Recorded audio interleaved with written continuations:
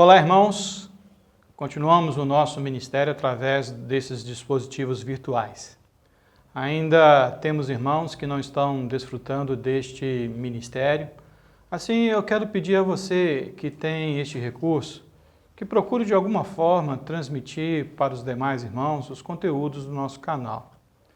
Se for difícil, então eu sugiro que você ligue para algum irmão, diga-lhe o que você tem aprendido, ore com ele, leia um texto bíblico. Se nós agirmos assim, certamente vamos amenizar esse período de distanciamento social que estamos enfrentando. Ainda não temos indicação de um retorno às reuniões, mas enquanto aguardamos o dia de nos reunirmos novamente, procure contatar com os irmãos através do telefone ou pelas redes sociais. Fica aqui então a minha palavra de estímulo a toda a igreja que se reúne aí à rua Oswaldo Cruz. Convido então os irmãos para orarem comigo, pedindo a bênção de Deus sobre o nosso encontro nessa noite.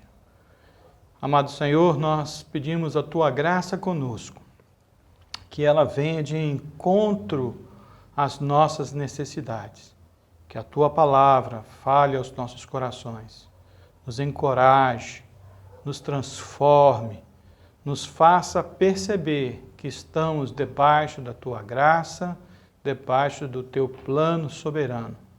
E assim, então, Deus, confiados no Teu cuidado conosco, enfrentemos esses dias tão inusitados. Pedimos a Tua companhia nesse momento e a Tua bênção, no precioso nome de Cristo Jesus. Amém. Muitas vezes, os momentos de sofrimento e de perda marcam um grande ponto na virada da história, mas também em nossas vidas de uma forma bem específica. Ninguém gosta de sofrer, isso vai contra a nossa natureza. Nós gostamos é de prosperar. Prosperar significa conseguir ganhar, significa fazer o nosso caminho, adquirir novas habilidades e talentos e bens, significa realizações. Em geral, o sofrimento significa a perda de algumas dessas coisas ou a perda da comunidade que amamos por causa de transferências, desemprego ou em virtude da morte. A história registra que na queda de Roma pelo exército godo, quando os emissários romanos foram perguntar o preço da sua rendição, Alarico, o rei godo, respondeu: entregue-me todo o ouro que há na cidade, toda a prata, todo o bem móvel que eu puder encontrar e todos os escravos de origem bárbara. Os emissários romanos ficaram chocados e disseram: se você levar todas essas coisas, o que sobrará para nossos cidadãos? Alarico respondeu: a alma. De fato, é no sofrimento que devemos cuidar mais ainda da nossa alma. Deixe-me perguntar, como é que você lida com os seus sofrimentos, quer sejam eles os maiores ou os menores dos sofrimentos? Como você reage às circunstâncias difíceis e às perdas, que nós eventualmente enfrentamos na vida?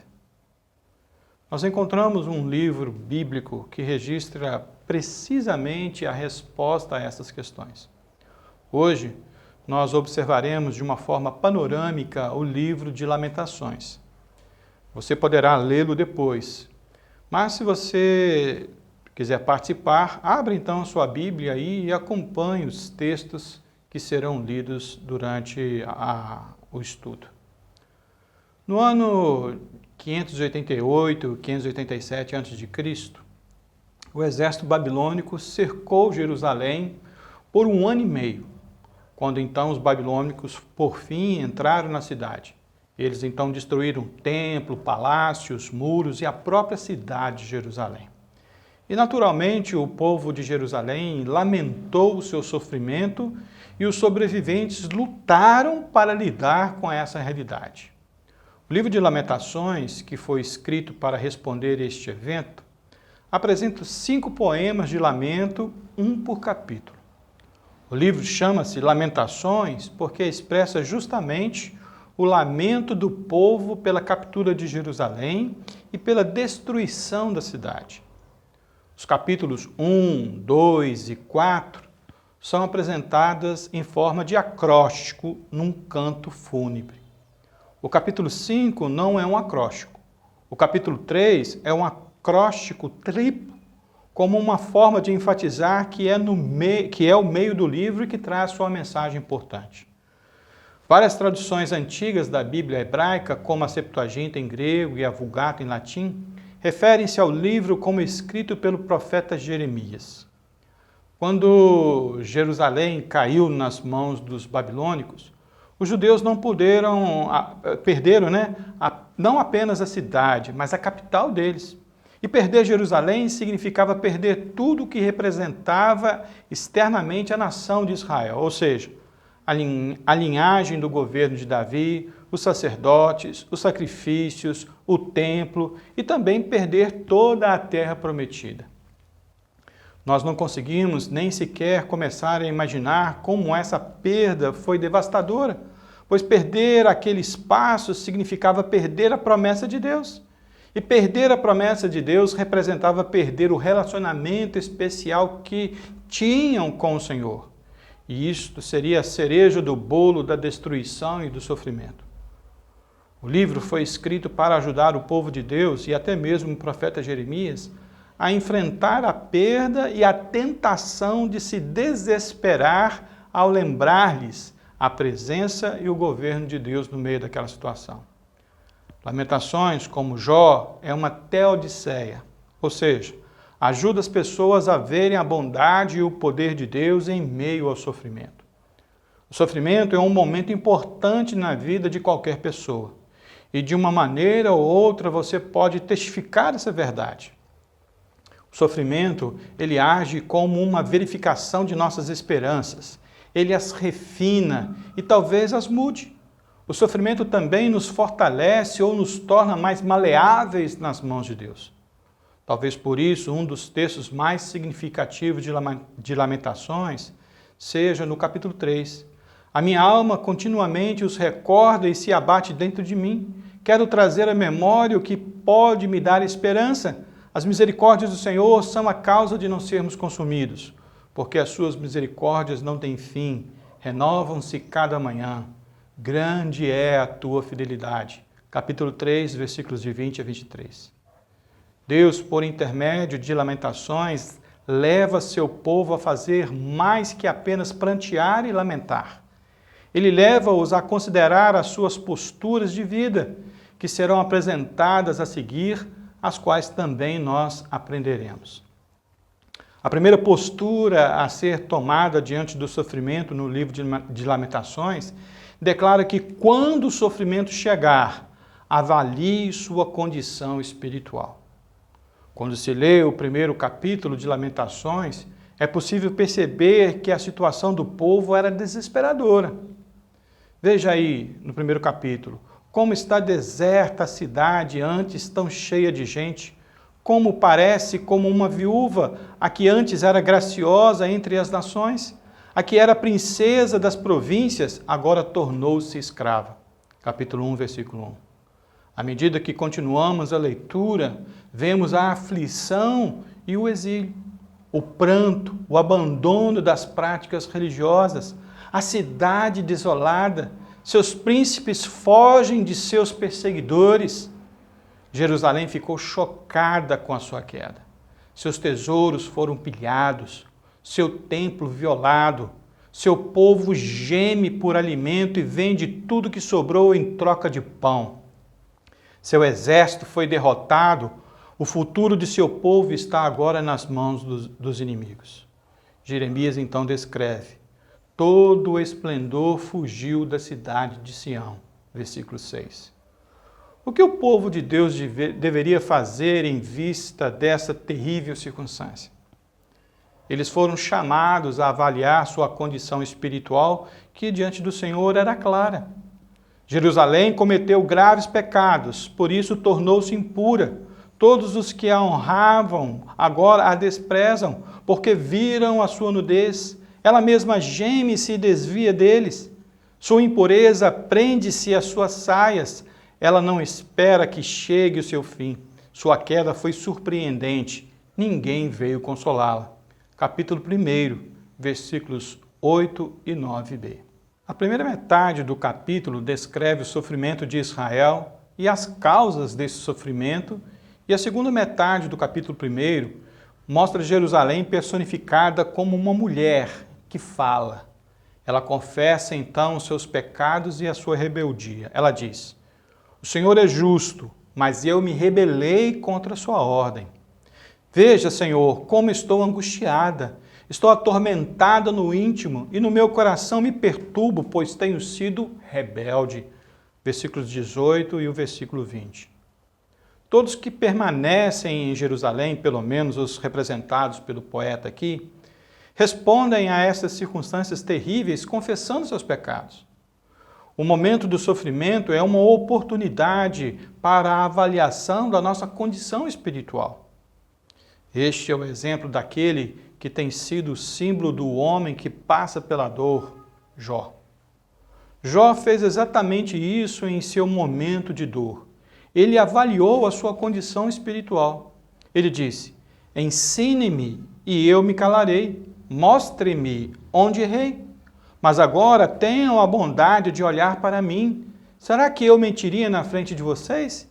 Reconsiderem a questão, não sejam injustos. Tornem a analisá-la, pois a minha integridade está em jogo. Há alguma iniquidade em meus lábios? Será que a minha boca não consegue discernir a maldade? Jó capítulo 6, versos 24 e de 28 a 30. Jó tinha consciência de seu andar com Deus, por isso não entendia a natureza do seu sofrimento. Somos desafiados a constantemente avaliarmos a nossa condição espiritual. Veja o que o Salmo diz: sonda-me, ó Deus, e conhece o meu coração. Prova-me e conhece as minhas inquietações. Vê se em minha conduta algo te ofende e dirige-me pelo caminho eterno. Salmo 139, versículos 23 e 24. E ainda, no Novo Testamento, examine-se cada um a si mesmo e então coma do pão e beba do cálice. 1 Coríntios capítulo 11, verso 28. Jerusalém avaliou-se e percebeu o seu pecado e agora se dispõe a confessá-lo. Jó se avaliou e percebeu o seu andar coerente com o Senhor. Sim, meus irmãos, o sofrimento é uma oportunidade de avaliação de nossa condição espiritual. E eu pergunto, como você tem encarado o sofrimento em sua vida? Não se torne amargo, nem se deixe endurecer pelo sofrimento e suas perdas. Use seu sofrimento como uma oportunidade para avaliar sua condição espiritual. A segunda postura a ser tomada diante do sofrimento no livro de Lamentações declara que quando o sofrimento chegar, reconheça a manifestação dos atos de Deus. Boa parte do capítulo 2, como no primeiro capítulo, obviamente está cheia de descrições da devastação de Jerusalém. Todavia, essa descrição traz uma reviravolta interessante. Jeremias reconhece com a clareza de que a obra destrutiva, ela é de Deus. E este capítulo, então, apresenta Deus como sendo o agente. O Senhor está por trás da destruição causada pelos babilônicos. Observe o que Jeremias escreve. O Senhor cobriu a cidade de Sião com uma nuvem da sua ira. Versículo 1, capítulo 2. O Senhor devorou todas as habitações de Jacó. Versículo 2. O Senhor é como um inimigo. Versículo 5. O Senhor faz esquecidas Sião e suas festas. Versículo 6. O Senhor rejeitou o seu altar. Versículo 7. O Senhor fez o que planejou, cumpriu a sua palavra, que há muito havia decretado. Versículo 17. Ao reconhecer a ação do juízo divino, Jeremias reconhecia a soberania de Deus na vida de seu povo e na história dos homens.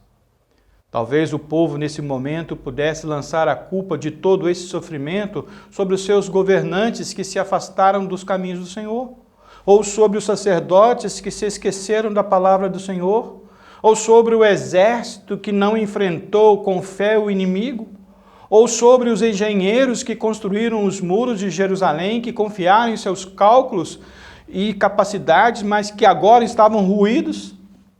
Eles poderiam atribuir a culpa do sofrimento a todos estes. É assim que naturalmente nós agimos? Nós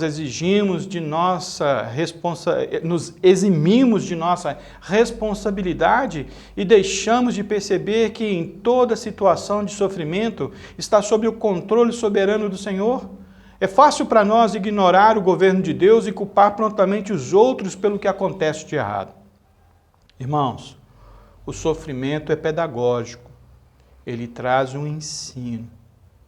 Nós também devemos reconhecer o fato de que não estamos além do alcance de Deus e que Ele continua a ser o nosso juiz e governante, mesmo em nossas calamidades. Se você acredita que Deus governa de forma ativa o universo e opera por intermédio de todas as coisas, eu tenho um aviso para você. Cuidado! Evite tentar ler mensagens divinas em todas as particularidades da sua vida. Essa foi a essência da resposta de Jesus aos seus discípulos quando viram o cego de nascença e questionaram a natureza daquele sofrimento, se era por causa dos pais ou algum pecado. Deus estava no controle daquele sofrimento, mas o cego não sabia e nem precisava saber. Aquilo era para se manifestar a glória de Deus. As Escrituras são bastante claras sobre o que Deus valoriza e o que Ele quer que você persiga. Concentre-se nisso e não nos porquês das ações de Deus. Quando sofremos, temos de reconhecer que Deus tem um bom plano para nós e está no comando da situação. Eu te pergunto, você confia na soberania de Deus? A terceira postura a ser tomada diante do sofrimento no livro de Lamentações declara que quando o sofrimento chegar, cuidado com os maus exemplos. Deus levou os habitantes de Jerusalém a fazer algo extraordinário. O Senhor queria que percebessem a responsabilidade dos líderes pela situação em que estavam. Essa é a principal lição do capítulo 4, pois afinal eles deveriam ser o exemplo para o povo. O livro de Provérbios tem esse objetivo: levar a sabedoria para a corte, e esses impactariam o povo com o exemplo de sua fidelidade. O capítulo 4 descreve um sofrimento enorme durante e após o cerco de Jerusalém. Os primeiros versículos aqui relatam as fortunas que foram perdidas, pela busca desesperada de alimentos. Mães piedosas cozinhavam os próprios filhos e os comiam de tão grande que era a fome, como diz o versículo 10 do capítulo 4. Uma imagem horrível diante da tragédia que era Deus julgando o seu povo. Tudo nesse capítulo está fora de ordem e intensificado. Contudo, todas as explicações apresentadas no capítulo 4 para essas inversões têm relação com seus líderes. Diz o versículo 13: dentro da cidade foi derramado o sangue dos justos, por causa do pecado dos seus profetas e das maldades dos seus sacerdotes. Aqui em Lamentações e no livro de Jeremias, a liderança não é condenada por inexperiência, por ineficiência ou até por inaptidão. Eles foram reprovados por seus corações seguirem os deuses errados e pecados abomináveis somando-se a isso. Eles foram sentenciados porque seu coração passou a ser mau e eles levaram o povo para o caminho errado. Além de levar a nação ao juízo, eles mesmos, diante do sofrimento, deram mau exemplo por não reconhecer o seu pecado e o confessarem. Os amigos de Jó foram reprovados pelo Senhor Deus, pois passaram uma imagem real da pessoa divina.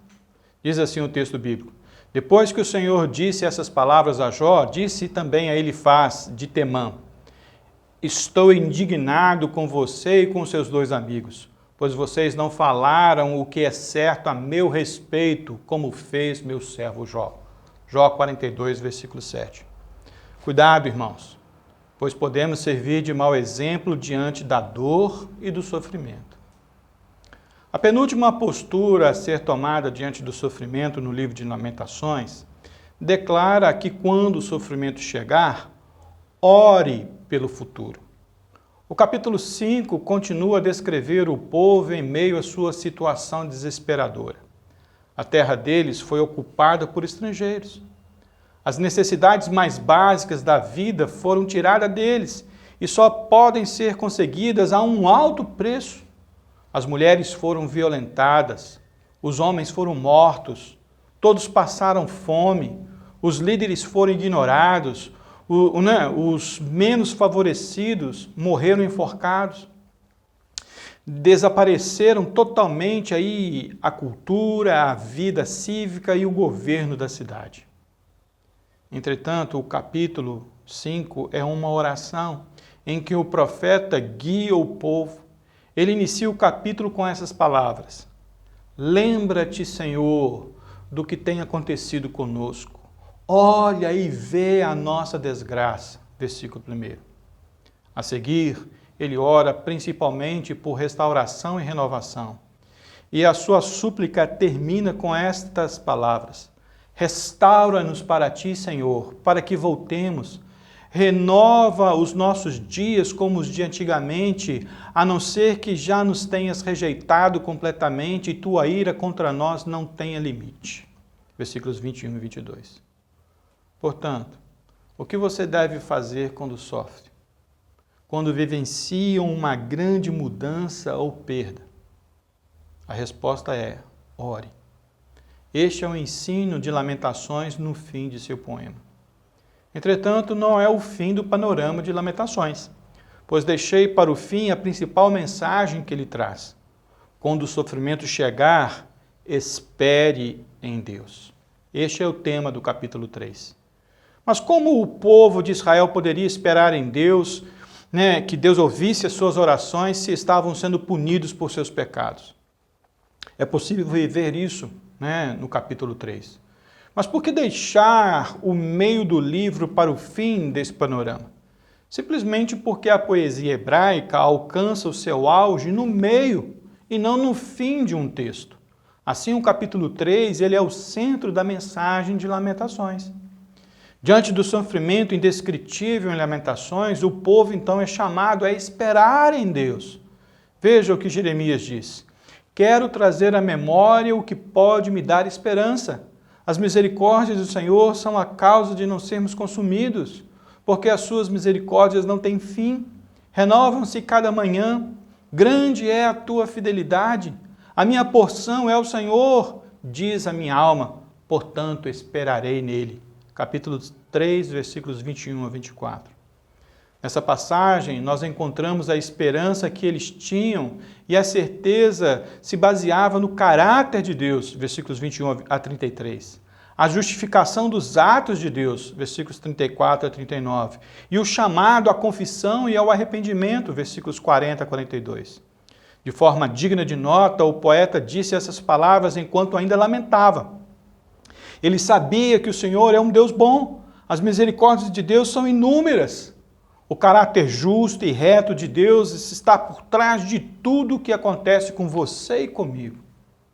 Como Deus pode usar as injustiças dos homens para alcançar os seus propósitos justos na salvação do seu povo? O livro de Lamentações nos aponta essa resposta. Senhor, tu assumiste a minha causa e redimiste a minha vida. Capítulo 3, verso 58. Os sobreviventes da queda de Jerusalém encontraram esperança em Deus, embora isso os leve a um novo caminho. Onde procurar a esperança quando o sofrimento chegar? Devemos olhar para o caráter de misericórdia, de amor e de fidelidade de Deus. Em meio aos sofrimentos, ter essa noção faz toda a diferença. Seremos capazes de aguentar as provações e de vivenciar as misericórdias e o amor de Deus quando conhecemos e cremos nele, tal como ele se revelou aí no livro de Lamentações. Concluindo, meus irmãos, o nosso sofrimento nas mãos de Deus é como uma broca na mão de um bom dentista. A dor superada pela restauração do dente danificado é melhor. Na verdade, podemos confiar que as mãos de Deus são mais habilidosas do que as mãos do dentista mais capacitado. Ele sabe o que está fazendo e podemos confiar que os propósitos do Senhor sempre são bons, mesmo quando não sabemos exatamente quais são. Lamentações nos ensina que quando atingimos o âmago dessa postura, encontramos duas respostas para o nosso sofrimento. Ou você nega a mão de Deus na solução e se torna amargo, ou discerne a mão de Deus no sofrimento e crê que isso o tornará mais semelhante ao Senhor. Portanto, meus irmãos, avalie sua condição espiritual, reconheça as manifestações dos atos divinos, cuidado com os maus exemplos, ore pelo futuro e espere em Deus. Sejamos, pois, consolados com as lamentações. Que Deus nos abençoe. E eu gostaria de estar encerrando com uma oração, e após a nossa oração, nós teremos o nosso louvor como de praxe. Vamos orar? Amado Senhor, é tão duro quando contemplamos temas como estes, porque nos vemos muitas vezes envolvidos em nossa dor, em nosso lamento, agachados, encolhidos, sem perceber que grande oportunidade que essa dor tem para com as nossas vidas. Dá-nos, portanto, ó Deus, a perspectiva de considerar esse livro tão importante na Tua Palavra para nós.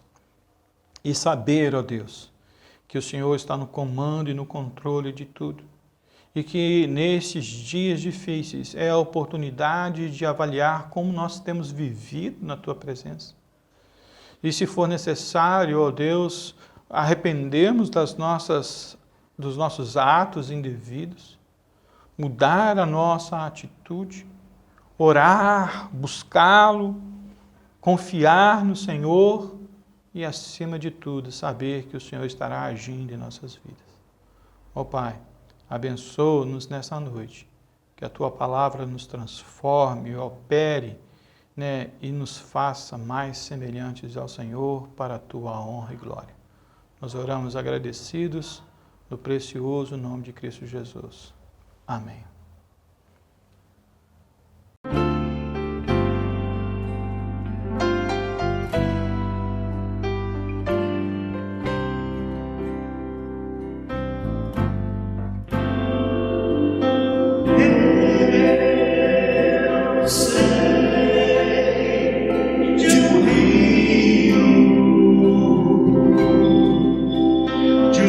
Perfeito,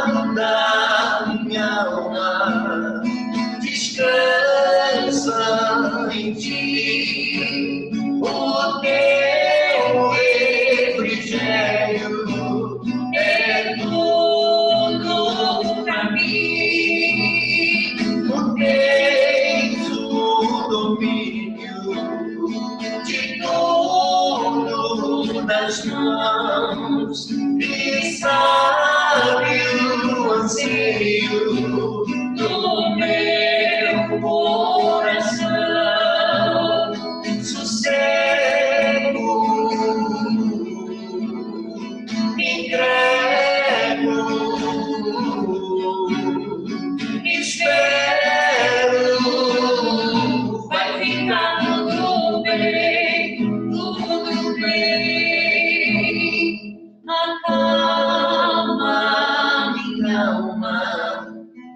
porque